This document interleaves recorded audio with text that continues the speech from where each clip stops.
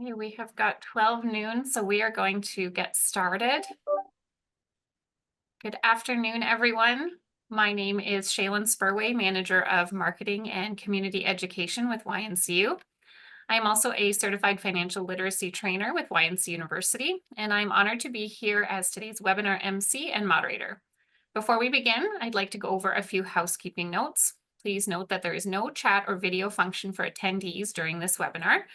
We will have a dedicated question and answer period toward the end of today's session. You are welcome to submit your questions at any time using the Q&A button on your screen, and we will address them at the end of the presentation. If we are unable to get to all of your questions today, don't worry. We will follow up with you after the webinar to ensure your questions are answered. We want to thank you for joining us as we come together to honor the National Day for Truth and Reconciliation coming up on September 30th. At YNCU, we believe in the importance of meaningful action and dialogue to support reconciliation with Indigenous communities. Hosting this webinar is one of the many ways we aim to acknowledge the historical injustices faced by Indigenous peoples and to educate ourselves and our community on the path toward healing and understanding. Our commitment goes beyond today's event. We are dedicated to supporting Indigenous communities year-round through partnerships, initiatives, and continuous learning. By working together, we hope to contribute to a future where reconciliation is not just a word, but a shared responsibility and an integral part of the culture we cultivate at YNCU. It's now my pleasure to introduce YNCU's Chief Community Wealth and Marketing Officer, Archie Bonifacio, who will present the land acknowledgement. Archie, over to you. Thank you very much, Shay. Good afternoon or morning, depending on where you are zooming in from. I'm honored to be able to contribute to this webinar, and I'm grateful to be a guest on this land. We recognize in virtual meeting formats, you may be joining us from a different traditional territory. For this webinar, I'm acknowledging the history of the traditional territory of which YNCU operates. Our headquarters are located on the traditional territory of the Neutral, Anishnabeg, and Haudenosaunee peoples, as well as the Robinson-Huron Treaty Territory, home to the Anishnabeg, specifically the Garden River and Botswana First Nations and Métis people. We recognize our responsibility to serve as stewards of the land, air, and water, and we respect and honor the long-standing relationships of the original caretakers who came before us. As we gather today, let us also remember that no matter where you are joining us from in Canada, you are on Indigenous traditional territory and on the treaty lands of many First Nations. We are grateful to have the opportunity to meet, learn, and share on these territories, and we recognize our responsibility to honor their ongoing connection to this land. As we reflect upon the importance of the National Day of Truth and Reconciliation, may we commit ourselves to the work of understanding, healing, and meaningful reconciliation with Indigenous communities. Thank you, Archie. Today, we are privileged to welcome a very special guest speaker, Stephen Jackson, CEO of Anishnabeg Outreach.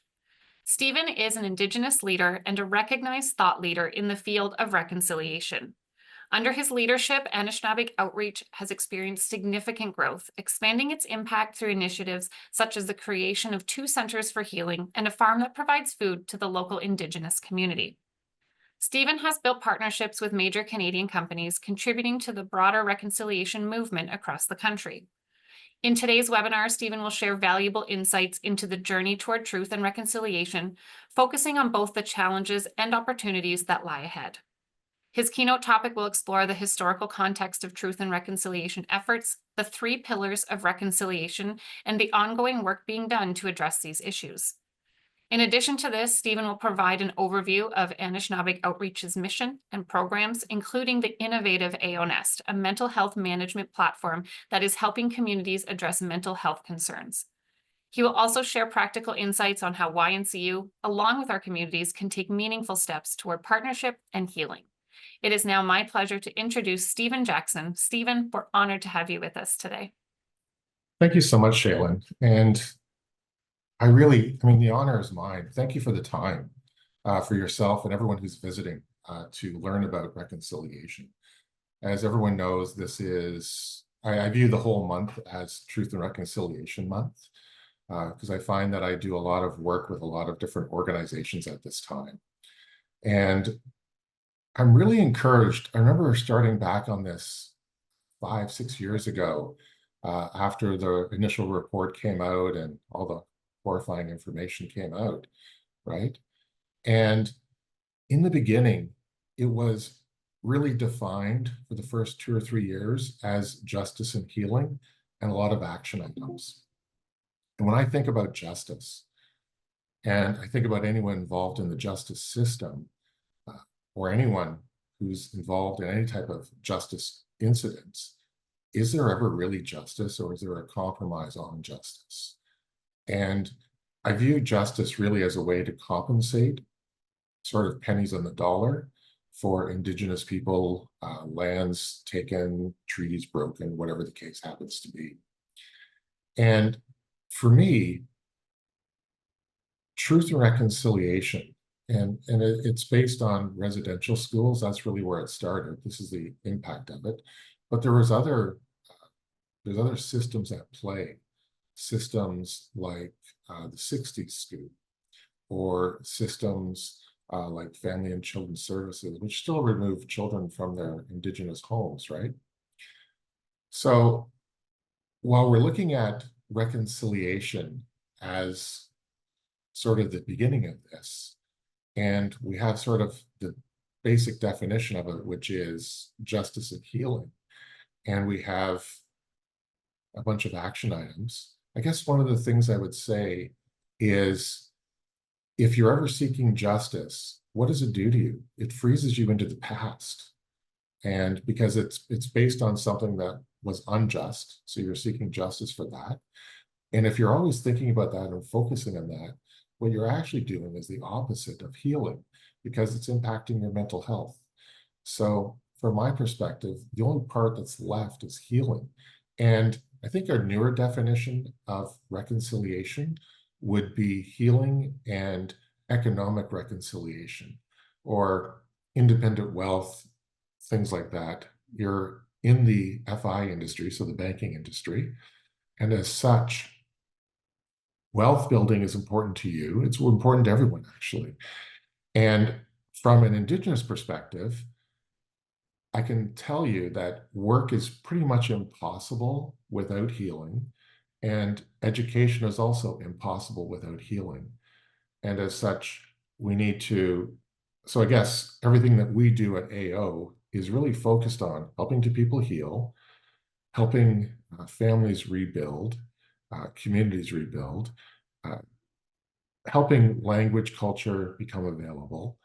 And if we can do those things, we could actually have Indigenous people become whole.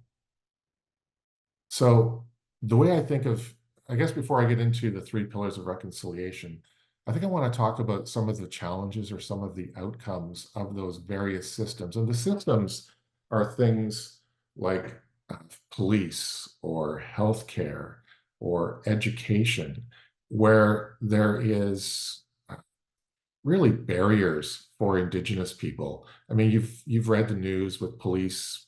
I think this week it was the RCMP, I think, shooting and killing 6 or 7 Indigenous people. There was an emergency meeting at the House of Commons, the federal one. And it was, I mean, a lot of those calls were calls for help by Indigenous people, where they ended up dying. And to me, that expresses or demonstrates the need. I mean, Joyce Echewan, chained to a bed dying, expresses the need in the healthcare system. We have to make the systems fair for Indigenous people. And when I think of reconciliation, I mean, it sounds weird. What's the difference between a 2 and a 4 as opposed to a with? So if you do something to someone or for someone, and you're not really taking into account what their needs or desires are, I don't think you're creating a reconciliation-based outcome, because you're doing it to and for. I mean, residential school was done to and for Indigenous people, and we all know how that turned out. And from my perspective, if you do something with or in partnership and let your Indigenous people lead the solution, to me, that is a more of a reconciliation-based outcome. And I talk to people about reconciliation training, and they want to use our materials and things like that as a train the trainer. And I just don't think it's authentic from a perspective of taking, it's more the appropriation side. You're taking knowledge and now you're sharing that knowledge, right? So for me, it's all about how do we work together to create outcomes that we all care about? I mean, everyone I've talked to cares about reconciliation. I mean, certainly Orange Shirt and the rest promote it in September, but everyone cares about reconciliation-based outcomes. It doesn't matter who I talk to. If I talk to big business, they want Indigenous people in their organizations. They need it for federal contracts and things like that, but they still want them there. Everyone I talk to wants to, how do we bring Indigenous people in? Well, I would say that first off, you have to partner with them. And secondly, you need to, well, they need to heal first, right? Because if they're not healed, they can't learn, they can't work. I mean, that's true of anyone. Anyone that's not healed can't learn, can't learn, can't work, right?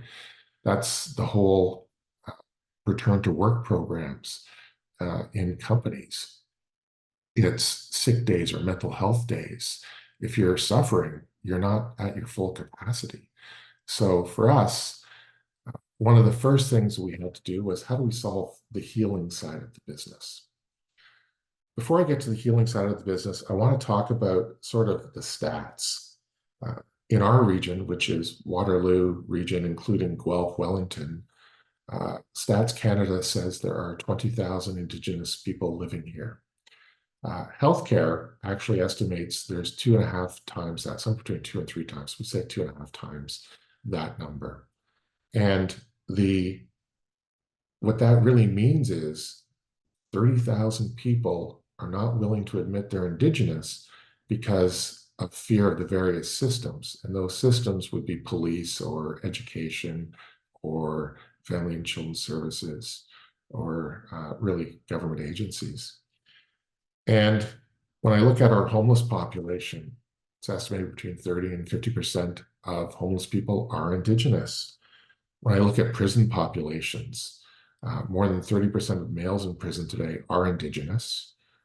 But the more horrifying version of that is more than 50% of women today in Canada are Indigenous. And that's just an incredibly horrifying stat. I think a more horrifying stat, I was talking to an MP a while ago, and what she told me was it costs, I think it's like $500,000 a year to house a woman in prison today. And that's just a massive amount of money. I'd rather just help those people heal and help them become employed instead. It would be way more effective for us from a GDP perspective. When I look at kids in care across the country, somewhere between 30 and 50% of kids in care are Indigenous. And there's also a 500% higher dropout rate. I was talking to a reserve system school a couple of weeks back, and the woman who was managing that program it was a live-in school from a bunch of reserves. She was telling me that the suicide rate was 90 times the average. And again, that's just such an incredible loss of potential and humanity, right? Society for Indigenous people. And when I look at those issues or those challenges, and I look at homelessness or addictions or incarcerations or gender-based violence or anything like that, and I look at it, what do they all have in common? Well, trauma. They've all been traumatized, whether it's intergenerational trauma or trauma they experience throughout just living their lives. And that trauma, if it isn't resolved through mental health, then it's going to manifest as a mental health crisis or challenge. People will get overwhelmed, right? And when they get overwhelmed, they act out. And when that happens, incarceration, homelessness, addiction, suicide occurs. But I guess I believe, or we believe at AO, a lot of that is preventable if we were able to help people heal. And that's the crux of it, right? That goes back to the discussion of reconciliation. One of the other things that we know, if you Google the number of people who are incarcerated that used to be in care, so foster care, you'll see that the number is more than 50% of the people. If you go on to talk to all the other executive directors of all the shelter system, they estimate, they don't have actual information, but they estimate anecdotally that somewhere between 30 and 70% of their population also came from in care. And what that really, I mean, the system makes sense, right? There's also a similar system in reserve. But what that really means is there's a pipeline that goes from kids in care all the way to incarceration. And along the way, or near the very end of it, the stop is homelessness. Before that, it's addiction. And before that, it's one of the shelter systems, right? And yeah, it makes sense. If you're traumatized and you don't resolve it, yeah, it's going to impact your future living, right? And from my perspective, if we're able to help people heal, that would solve that entire pipeline. We could just cut it off at the source, help kids in care heal, help the early shelter system heal, pregnant teens, things like that, youth shelters. And we looked at this. We started a tech mentoring program with Communitech a few years back. We actually ended up abandoning that program because we weren't able to succeed without mental health, and mental health wasn't available. And when we look at the numbers, you know, there's a couple of million Indigenous people living in Canada, according to Stats Canada.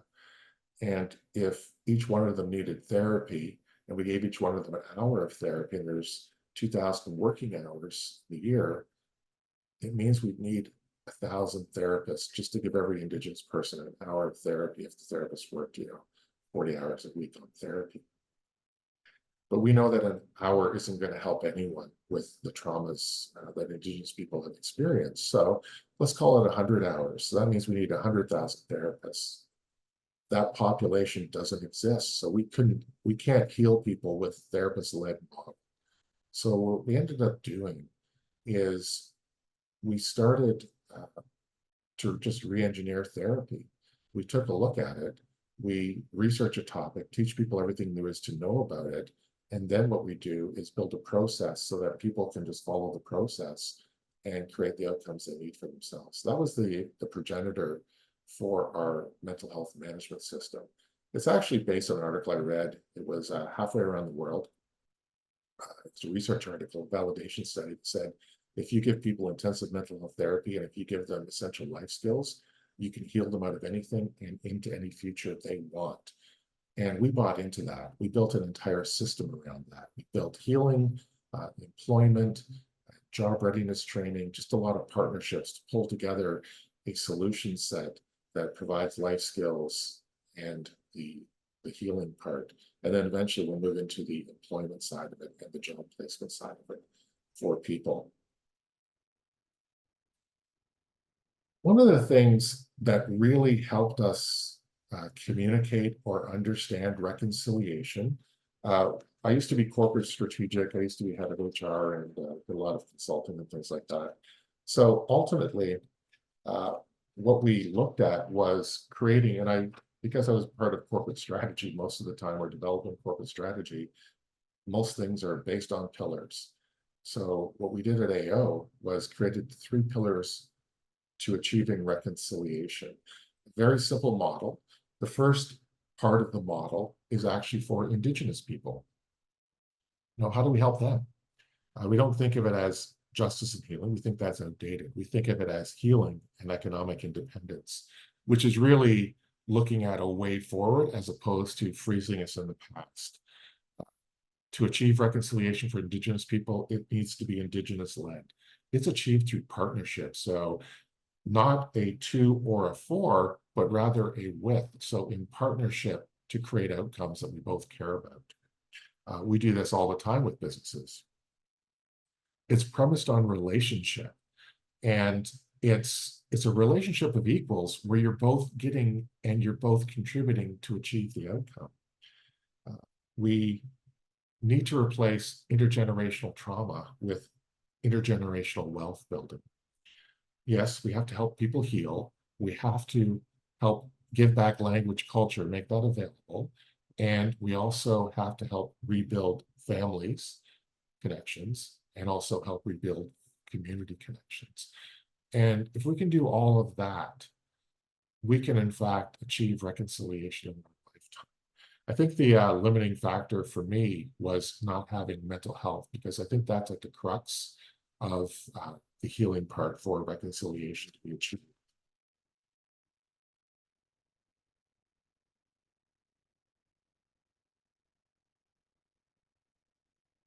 And I believe that if we do this, what we really do is we create a talent pool or an education pool for Indigenous people, people that can go on to work or to educate or to build businesses, build futures that are different than what we have today. The second pillar is actually for business. So the second pillar, and it's really, there's a few pieces of it. If you look at action item 92.2, it's really about equity in business at all levels, actually. So when I think of equity, it's equity at all levels, right? It's equity at the front line or the bottom of the organization. It's equity at the top and the management levels, but also on boards. So representation. It's going through things like this webinar. So information sessions, learning. It's about going through reconciliation training to create a reconciliation plan for yourselves so that your business has a way of embracing and supporting reconciliation outcomes. Because I believe it's incumbent upon every business and individuals to do little bits that all add together to create significant outcomes. It's about removing barriers to employment, and also creating corporate champions within the organization that take a leadership role on delivering this out. And eventually it's about embracing and supporting an Indigenous talent pool. From my perspective, I was doing equity work for many years, and I believe one of the limiting factors as to why equity never really, I guess, was overly successful in large organizations. There's a lot of work being done on it, a lot of roles being thrown at it, a lot of dollars being thrown at it. I think it gets down to something as simple as emotional intelligence. And if people are simply more emotionally intelligent, what they have is they have the capacity to understand why other people need something or asking something or resisting something. There could be a very valid cultural reason why that's the case, or there could be a need that we're not aware of. But by being more emotionally aware, what we are able to do is understand the others and the other's perspective so that we can actually achieve things together and work together. The third pillar is actually about raising awareness. So it's this venue right here. It's sharing it with your members, sharing it with others that join, but it's about using your platforms, your brands to raise awareness, to develop partners and champions, to activate public spaces, to build green spaces. Some of our partners, our corporate partners, they do this for us. They introduce us to their partners. They embrace reconciliation. They go through the training, but they also learn sort of all the historical pieces, but also how to, I guess, how to operationalize it for themselves and their organizations. And a lot of it's just about, putting QR codes or putting it on your website or putting medicine gardens or dream catchers, whatever it is, to make your space open and willing and, I guess, available so that Indigenous people want to participate in your organizations, or work in them, but it's also about demonstrating to the rest of community what is done and what you're doing. Because I believe, and whether you're the first, whether you're the last, it makes no difference where you do this or how you do this from a champion perspective. Raising awareness is very positive. And if you're branding this as something that you're doing for your social responsibility, I think it's a great thing to help Indigenous people in the country. And not just because I am an Indigenous person. All right.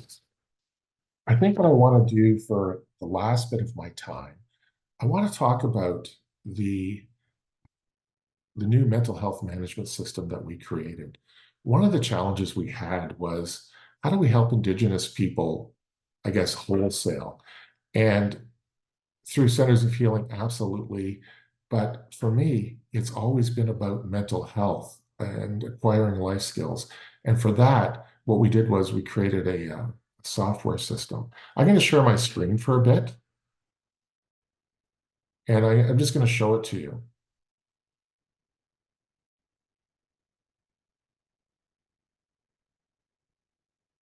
If you go to our website, aonest.com, which is the mental health site for AO, and AO is aocan.org. So this is aonest.com. This is a mental health management system that we created.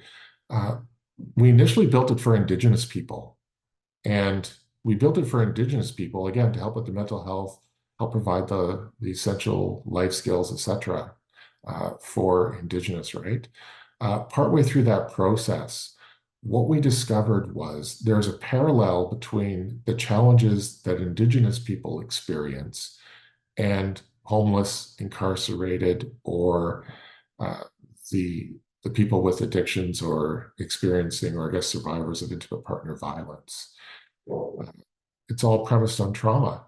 And if it works for the hardest population, which I view as Indigenous, because they represent, almost 50% of every problem or social problem, then it would probably work for everyone else. And in fact, that's what we're doing. So what we built, again, just portals, a portal for mental health, a portal for foundational skills, a portal for essential life skills. This is the training we do, so reconciliation. This is the employment piece we do. This is the education. That would be a portal. This is Indigenous culture. This would be the beginning of parenting, so early years development or education, tutoring, mentoring. We'll have wellness. We'll also have a portal for parents and a portal for seniors down the road, and a portal for starting businesses and things like that. So really, it's a solution set depending on what your needs or what your desires are. I'm going to start with learning. Well, the first thing we generally do, we suggest that you build your spirit when we work with people. And let me talk about the system and how we're using it. We're partnering with reserves. We're partnering with urban Indigenous, because right now we're at the point where we're testing our system to see the outcomes that we're achieving or going to be able to achieve with it. We believe that we'll be able to proactively prevent homelessness, addictions, incarcerations. We'll be able to support intimate partner violence survivors and their family members using our tool set. And one of the first things we look at is building your spirit. Very important. Because if your spirit is really strong, you'll be able to overcome anything. And what I was looking at is, we talk about intrinsic, extrinsic motivation. And the way the system works is, for every course, it's just a video, and I'll demo one in a bit. And each course has a set of worksheets associated with them. You can also just go to the entire worksheet list. And the worksheets themselves are just a process that we've created. And if you follow the process, your solution will come out. But it's things like overcoming things you can and cannot control. It's looking at self-empowerment, hope, spirit, strength, self-care, pride versus ego, self-compassion versus empathy. Empathy tends to burn people out, whereas compassion tends to energize them. Self-confidence and overcoming barriers. And this is just the beginnings of spirit building, because if you notice here, there's something on self-confidence, right? Well, we also have self-confidence in detail, so that if someone wants to have self-confidence, what we have is about 20 courses and probably about 60 worksheets to help people work on their self-confidence. The other thing that we actually suggest for almost everyone is emotional intelligence. This is a process that IBM is actually helping us with. They're going to build a mobile phone app with us and for us, so that we can make it available to everyone, because we believe that and emotional intelligence, I mean, yeah, that's just understanding emotions and all the emotions, right? But what it really does is it gives you emotional resilience. And resilience is important because it helps you cope with the stressors or the emotions that tend to overwhelm you, those really big emotions, right? So I'll just play the video on this one. I'll make it big for us.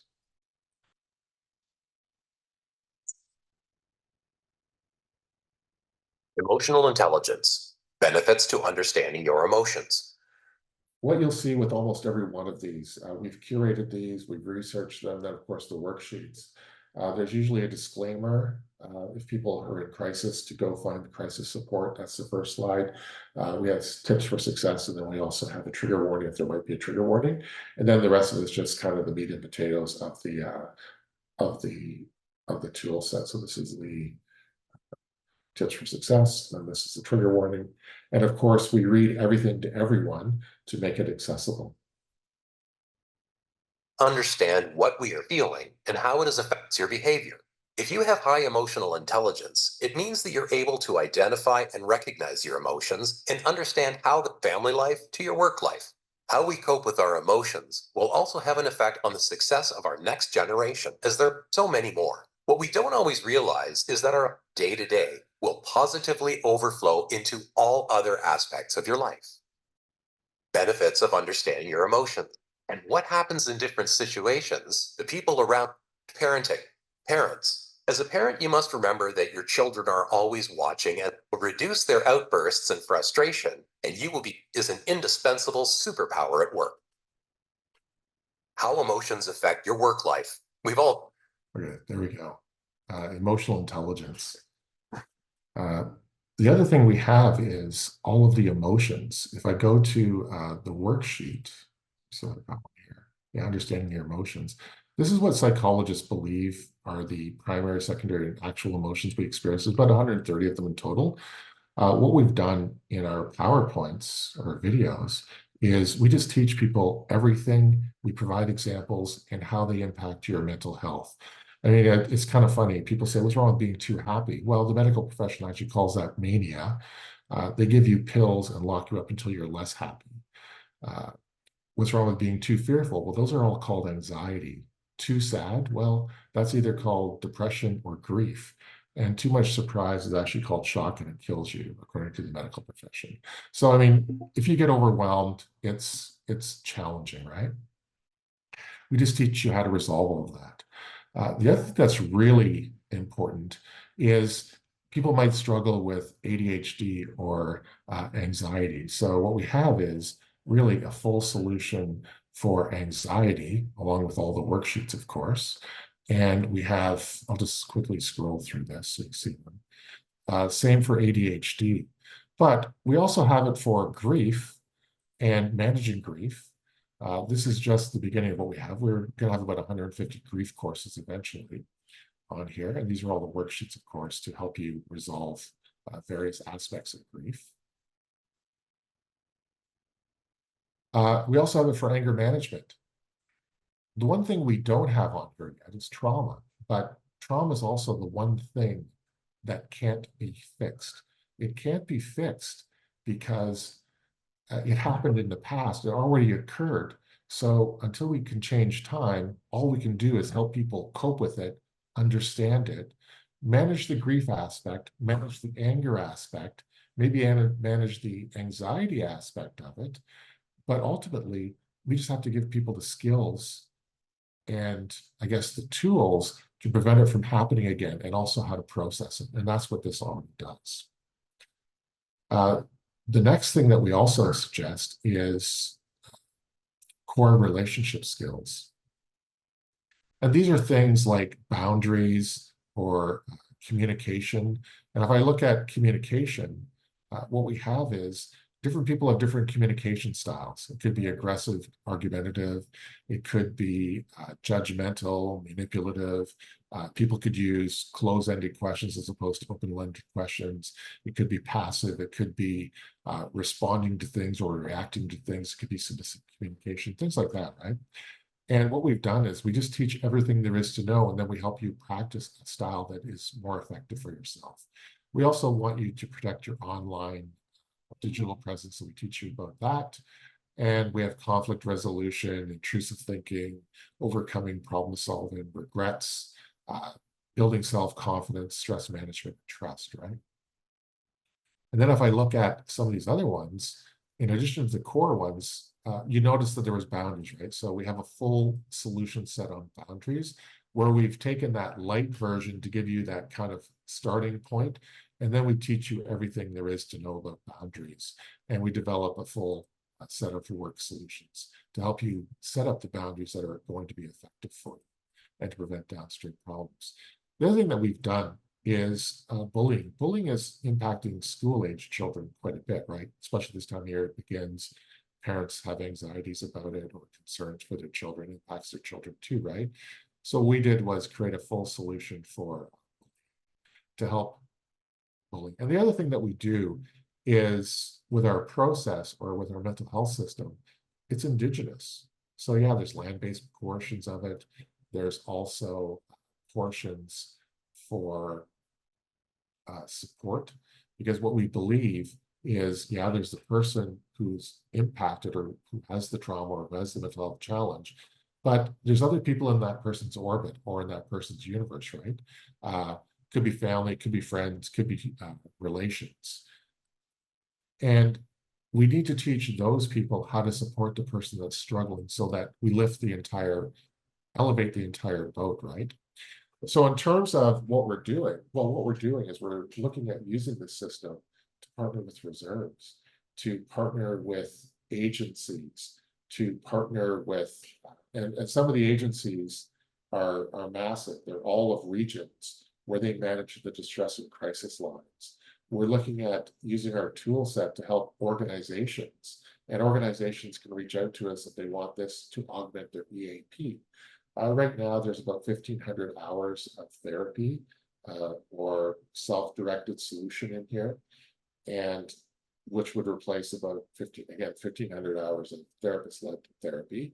And therapist-led therapy right now, the average I understand is about $165 an hour. So it's a huge cost savings, but it's also equipping people with the tools they need.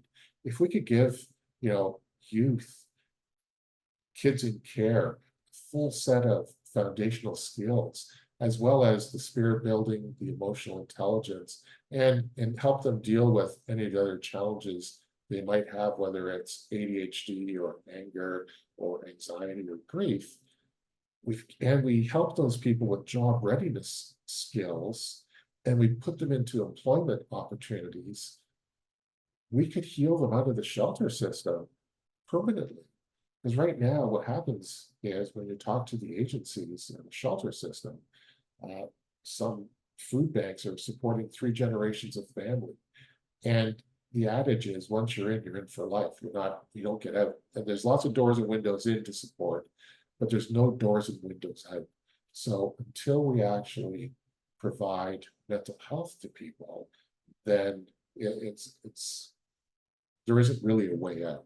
So we had to build that as a core foundational piece for us. In terms of, I suppose, suggestions, how do you get involved yourself as an individual? Many different ways. Find an organization that needs your support, either volunteer your expertise. So some of you might be IT, might be marketing, might be communication, or finance professionals. Maybe an Indigenous organization doesn't have that capacity, but needs some of your expertise on whatever support you need.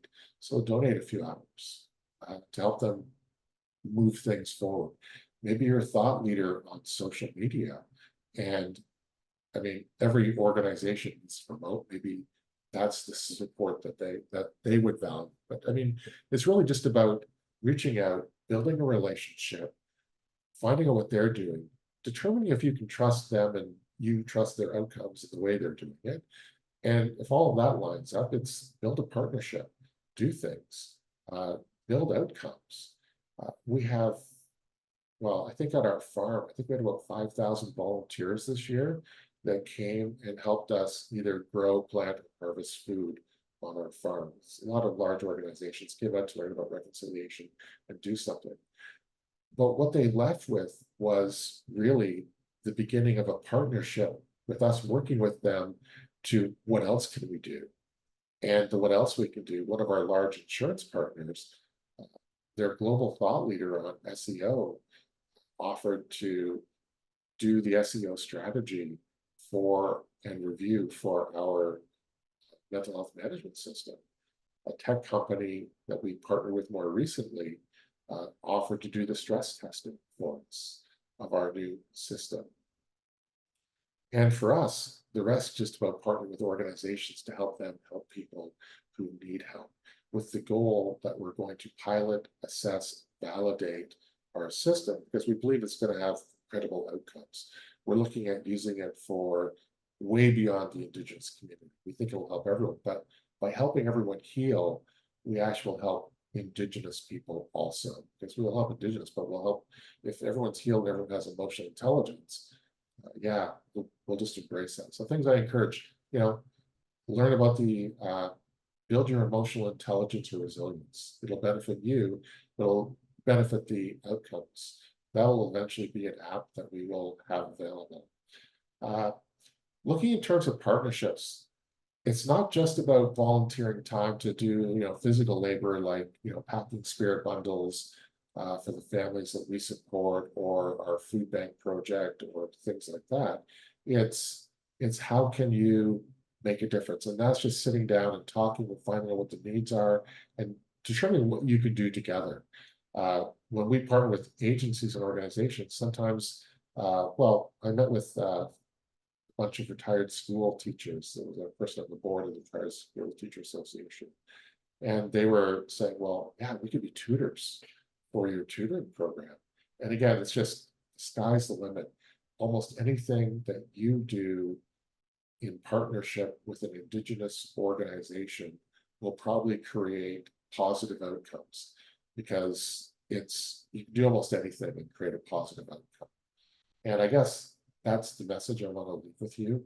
It's about partnership. It's about building relationships, and what can we do together? And I think that's it on the individual or the corporate side, but it's about using your brands and how can we, make the world. I mean, in essence, it's kind of funny. It's just all we're really doing is making the world a better place for people that need help, because they are in fact our future. They're our future for employment. They're our future for everything.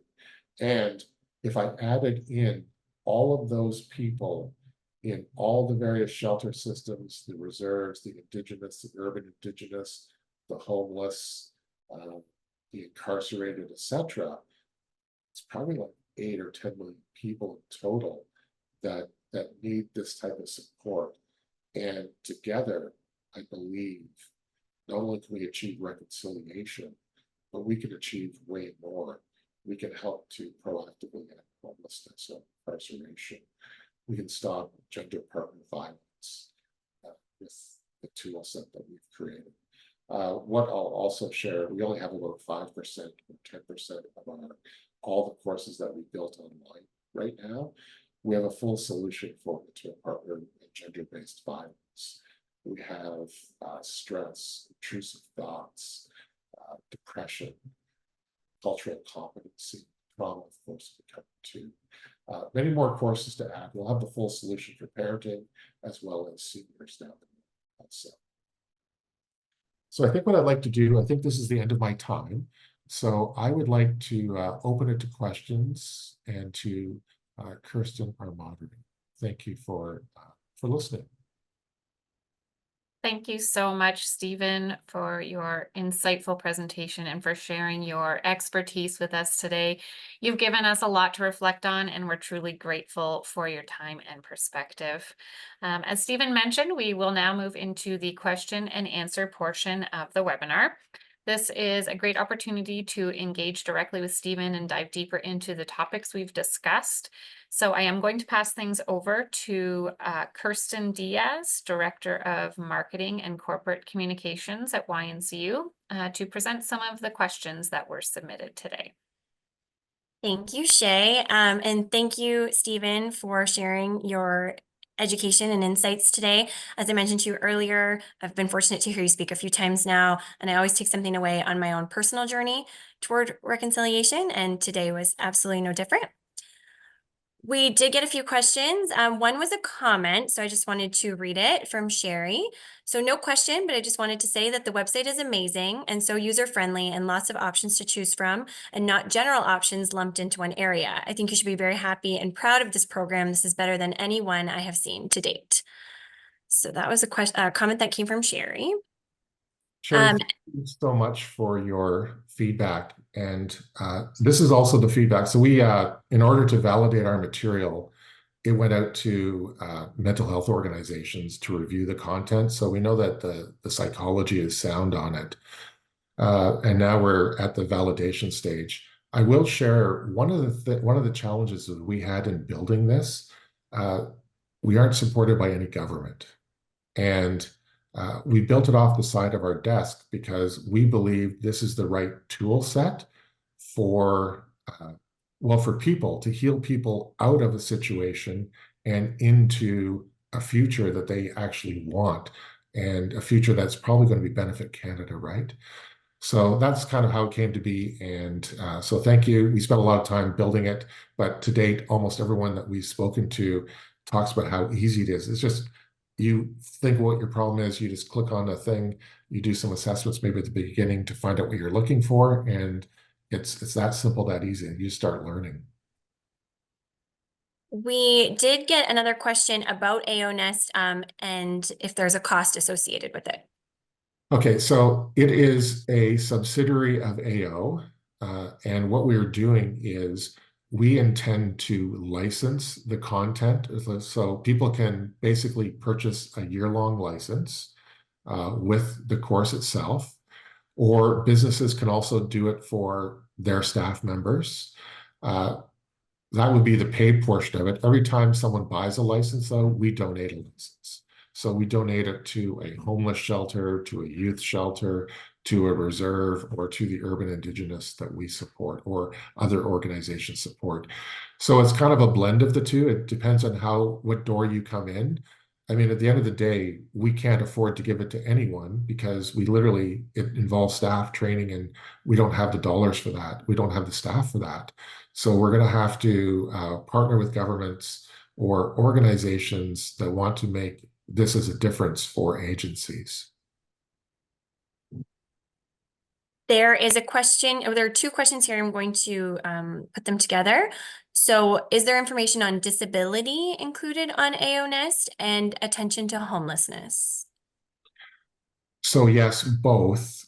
And unfortunately, we were only able to produce 95, only 5% got online this summer. We did write the other 95% of the content, but it's going to slowly make its way online. Yeah, there's disability, there's accessibility, there's also all the different sort of cultural competency pieces for people who, because we also believe that we have to help organizations embrace culture, or various cultures, right? And equity. Because one of the things I said, I spent, I don't know, many, many years of my life in sort of the equity space, or diversity, or inclusivity, or human rights. And as such, if I look at if I had the tool that I have now, this is what I would implement in companies. I used to do HR, so I used to implement training programs and things like that. This is what I would implement, because if I could give all my leaders and all of my managers emotional intelligence, and they would just help their staff better. They would, and if I could give it to the frontline service workers, they would just do it better for customers, right? But it would also help them embrace diverse populations.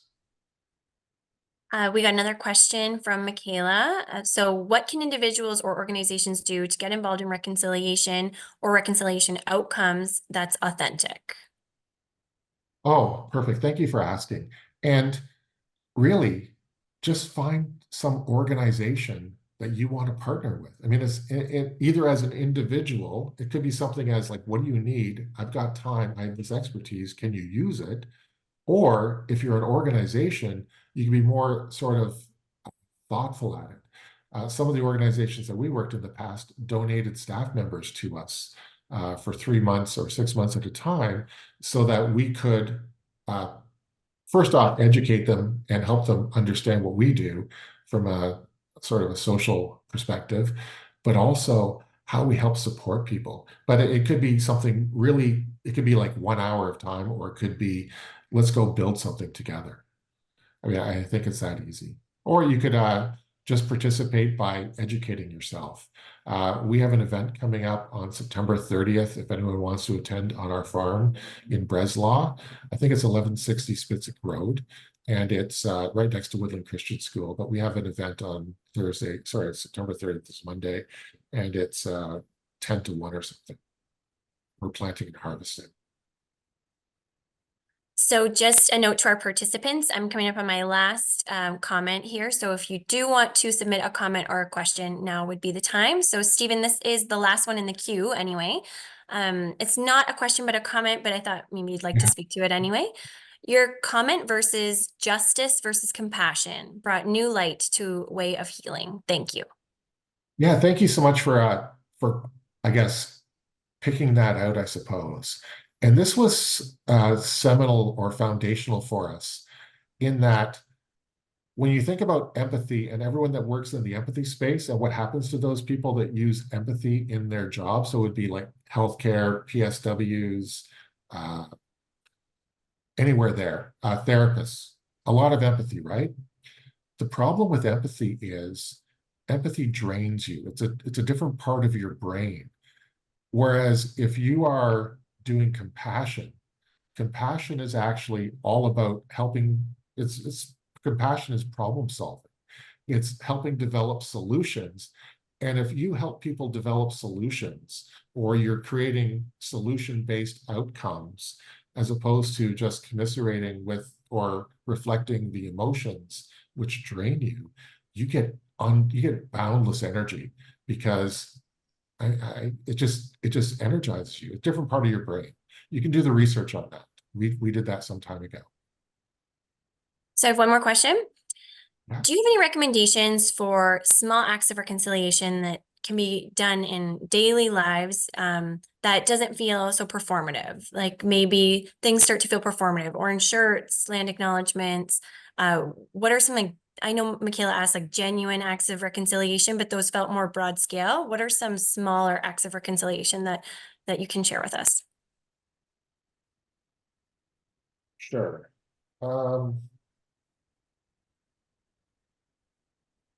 So you could do fundraising. I mean, I know that's bigger, but individually you could do like a GoFundMe or do some kind of fundraising. But I do encourage you to find an organization that's first off trustworthy, but also that will create outcomes for you, that the same outcomes that you're interested in. But individually, I know it sounds weird. It could simply be, bring a can of soup to an organization that has a food bank, or, help pack bags if you have 2 hours of spare time, or be a tutor. Like, there's so many different ways that you could literally be involved. And I mean, I guess what I would say is just ask, what do you need? what can I do? And I think you would be surprised what answers you get. And I think it's those little acts, and even just, so I gave you 3 pillars. First pillar is for Indigenous people. The third pillar was awareness, though. You can help raise awareness about it. And that's just your social media. Talk about what you learn or what you want to learn, or get people to get together to do something in your community. And one of the things that we do, we also accept donations of new or used. I mean, we do all kinds of different programs. We have a back to school program, which is backpacks. We have a winter program, which is usually winter wear and presents, and like Christmas presents, that is, as well as other sort of Christmassy type supplies or wintry type supplies, sports equipment, used bicycles. There's just so many different, like, there's like things that you don't need, someone else might value. I guess it could just be that simple, right? So reach out, ask, and find out what you can do together. I definitely feel like what I'm getting from you is that the donation of your time and your physical body being involved in something is a really genuine outreach toward reconciliation. Absolutely. But it's also what resonates with you. Like, what do you want to, like, if you're an expert in like website design, and that's your thing, like, well, as an example, a woman I know actually donated all of our grief therapy to us. So she has a grief practice. And so her solution to reconciliation was, I'll build the best grief solution for everyone, because that's my act of reconciliation. But that small thing that she has done is not that small. Imagine what happens when we give grief to 10 million people, and how that helps them through their grief process and journey, and what that does for business. Because right now, you all know what grief is like. Grief, in essence, flatlines you. It stops you. Sometimes it overwhelms you, prevents you from working. You might show up at work, but you're not being productive. So this act of reconciliation from Jessica is going to be part of changing the world for us. Mm-hmm.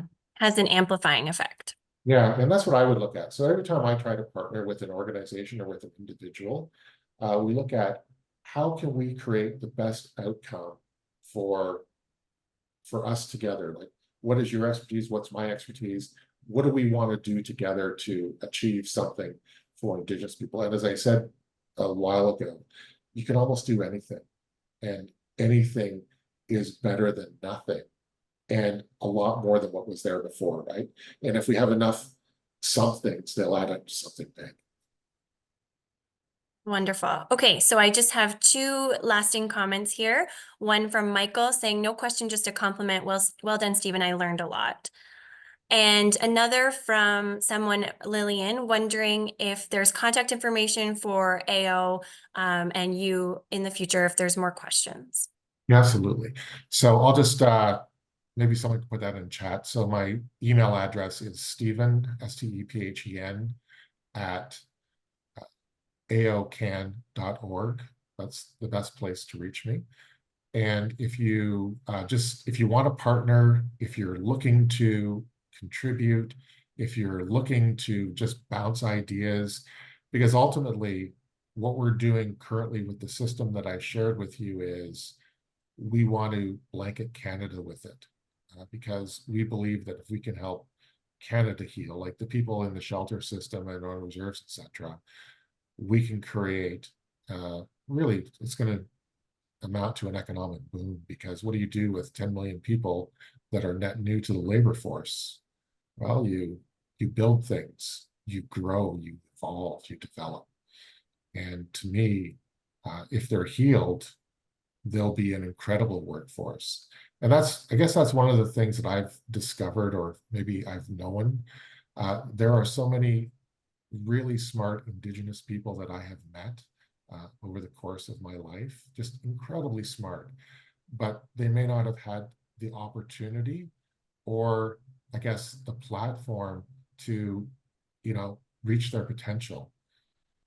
I guess I'd love to see Indigenous and homeless and incarcerated people reach their potential. Stephen, do you have any areas for volunteers or ways that people can reach out to you to seek volunteer opportunities? Yes, if they go to our website, aocan.org, I believe there's a page there for volunteering. And we have, as I said, this summer, we had about 5,000 volunteers. It doesn't end for people. Like we have like large corporations, we have smaller organizations, and we have individuals. I believe that what we've created is an opportunity for everyone who wants to make a difference. So if you want to make a difference, just reach out. I just have one closing comment here from Donna. She said, if not now, then when? If not me, then who? I felt very inspired by your call to action. And another thank you from Sue to you as well. So I'm going to conclude the question and answer period. Thank you for everyone for contributing. And thank you for having me. As we come to the close of today's important webinar, I want to extend a heartfelt thank you to our guest speaker, Stephen Jackson, for sharing his invaluable insights on the path to truth and reconciliation. Stephen, your deep understanding of the challenges and opportunities ahead, as well as the remarkable work being done through Anishnabeg Outreach, are inspiring. I also want to thank Anishnabeg Outreach for their ongoing dedication to supporting Indigenous communities and for being a key partner in reconciliation efforts. Stephen, your leadership and vision for a better future continue to make a profound impact, and we are grateful to have learned from you today.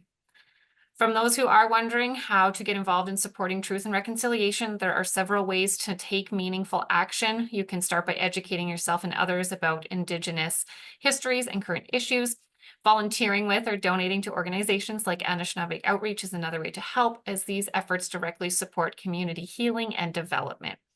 Partnerships, both corporate and individual, are vital to sustaining the momentum of reconciliation work. I'd like to take a quick moment to share some of the additional steps that YNCU is taking to honor the National Day for Truth and Reconciliation and Orange Shirt Day. On September 30th, YNCU will be closed in observance of the National Day for Truth and Reconciliation and Orange Shirt Day. This is a time for us all to reflect on the importance of reconciliation and to honor the survivors and victims of the residential school system.